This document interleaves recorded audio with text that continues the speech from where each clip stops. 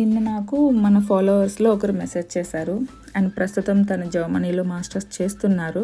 But తనకి ఇంకా part time job రాలేదు. That's why he's feeling little disappointed and also depressed.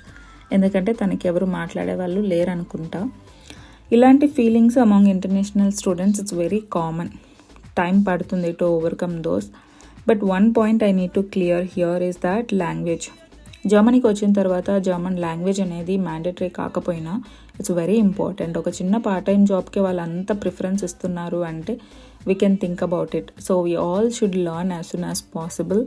Also జర్మనీకి వచ్చే ముందు మెంటల్గా ప్రిపేర్ అయ్యారండి. ఇక్కడ ఎవరు ఉండరు. We have to be alone and మన పనులు మనమే చేసుకోవాలి, మనతో పాటు ఎవరు ఉండరు అనేసి అలానే అలవాటు చేసుకోవాలి కూడా. Also try to explore the different places so that మాకు బ్రెయిన్కి కొంచెం రిఫ్రెష్ ఉంటుంది, కొంచెం హ్యాపీ అనిపిస్తుంది, పీస్ ఉంటుంది.